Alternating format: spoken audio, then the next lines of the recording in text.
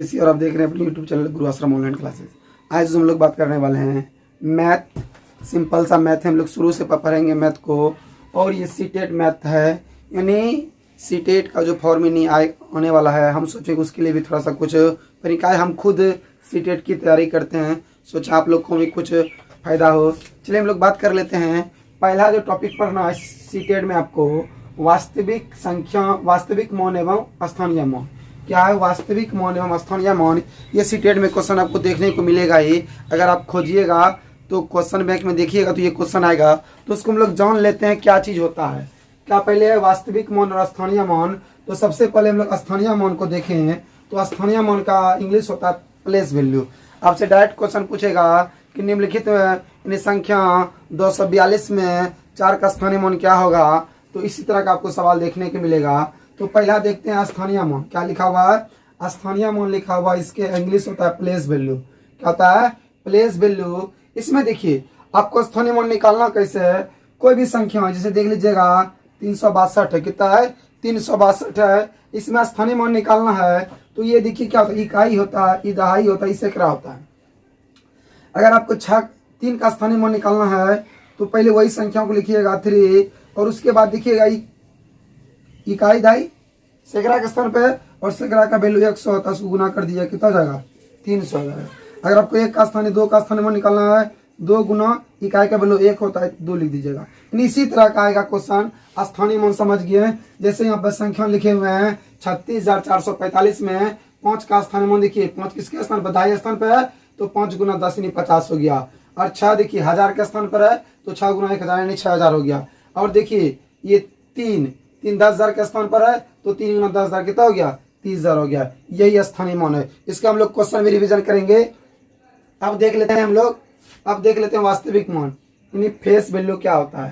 Face value देखिए क्या होता है, यहाँ लिख दिया गया फेस वैल्यू। जो आप दिख रहे हैं वही वैल्यू लिखना है, जो आपको दिख रहा है वैल्यू वही लिखना है। जैसे ये संख्या दिया हुआ है 3645, 3645, तो इसमें बोलेगा कि 5 का वास्तविक मौन निकाले। वास्तविक मौन पूछ दे, अंकित मौन पूछ दे, यही होता है। समझ गए? जो आपको दिखाई पड़ रहा है, यानी 5 का वास्तविक मौन 5 होगा। समझ गए? 6 का स्थानीय 6 का वास्तविक मौन 6 होगा। यानी जो संख्या आपको दिख रहा है वही संख्या उसका वास्तविक मौन होता है। बट प्लेस वैल्यू में क्या होता है? स्थानीय मौन में क्या होता है? आपको जहां का निकालना, जैसे 4 का निकालना है तो 4 कौन से स्थान पर है? सैकड़े का स्थान पर, इसको 100 से गुना कर दीजिएगा। 6 का निकालना है ये 1000 के स्थान पर, 1000 से गुना कर दीजिएगा। इसी प्रकार आप, जैसे हम लोग कुछ क्वेश्चन देख लेते हैं। पहला एक क्वेश्चन देख लेते हैं, जैसे कि समझ गए तो एक क्वेश्चन देखेंगे वास्तविक मौन और स्थानीय मौन में। जैसे क्वेश्चन इस तरह का आता है आपके एग्जाम में, देखिएगा क्या बोला गया है।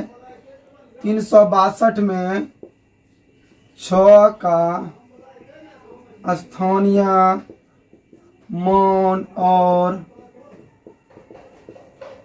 वास्तविक मौन का अंतर, वास्तविक मौन का अंतर अंतर ज्ञात करें। देखिए क्या बोला गया है, 662 में 6 का स्थानीय मौन और वास्तविक मौन का अंतर ज्ञात करें। क्या ज्ञात करें? अंतर ज्ञात करें। तो सबसे पहले आपको निकाल लेना है 6 का स्थानीय मौन। तो अगर हम 6 का स्थानीय मौन बात करें तो 6 का स्थानीय मौन क्या होगा? 6 गुना 6 किसके स्थान पर? दहाई के स्थान पर, गुना 10, तो कितना हो गया? 60 आ गया। यानी 6 का स्थानीय मौन लिखेंगे, 6 का स्थानीय मौन आ गया 60। कितना आ गया?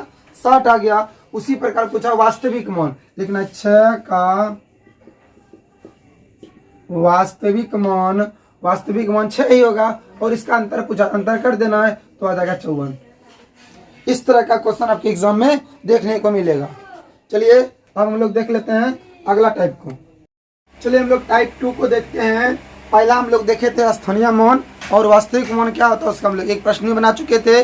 उसी प्रकार का प्रश्न आपके एग्जाम में आता है, आप चेक भी कर सकते हैं। आप क्वेश्चन बैंक को पलटी मारिएगा, उसमें देखिएगा सब क्वेश्चन आपसे उस तरह का सब बन जाएगा।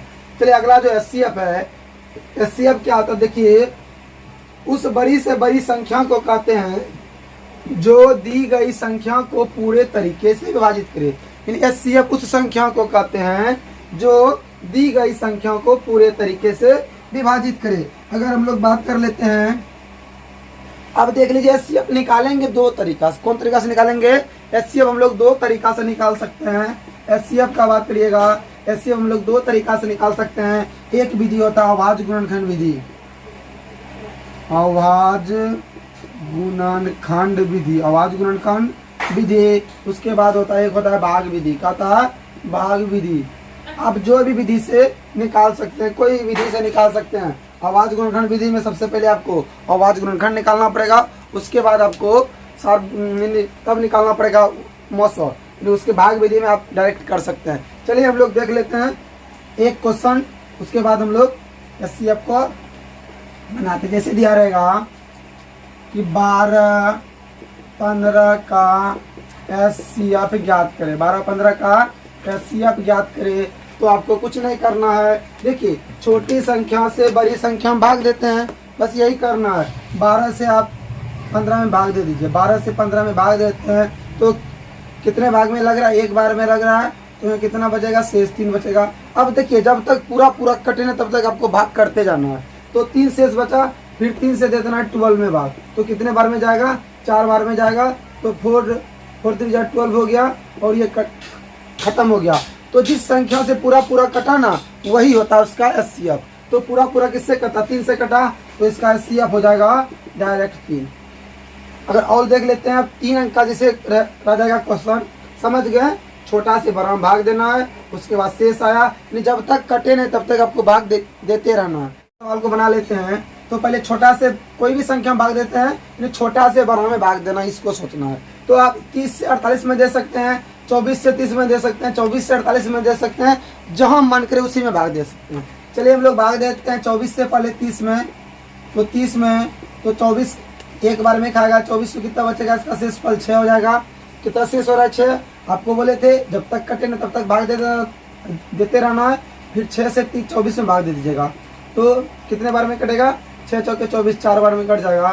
तो ये देखिए पूरा कट गया, ये पूरा कट गया। तो इन्हें समझिएगा 6 इसका एचसीएफ हो जाएगा। फिर 6 से एक संख्या बचा हुआ है ना, उसमें आपको भाग देना है। फिर 6 से 48 में दीजिएगा, 6 से 48 में दीजिएगा, क्या हो जाएगा, तो 6 के टेबल में 48 कितने बार में है, कितने 8 बार में, कितने बार में, 8 का 48 आपको कटा देना है। तो इसका मौसम कितना हो जाएगा, ये मौसम हो जाएगा 6। इस प्रकार का आपका एचसीएफ का सवाल पूरा बन जाएगा। आप घर में ट्राई करिए। चलिए मिलते हैं हम लोग अगले वीडियो में, तब तक के लिए धन्यवाद।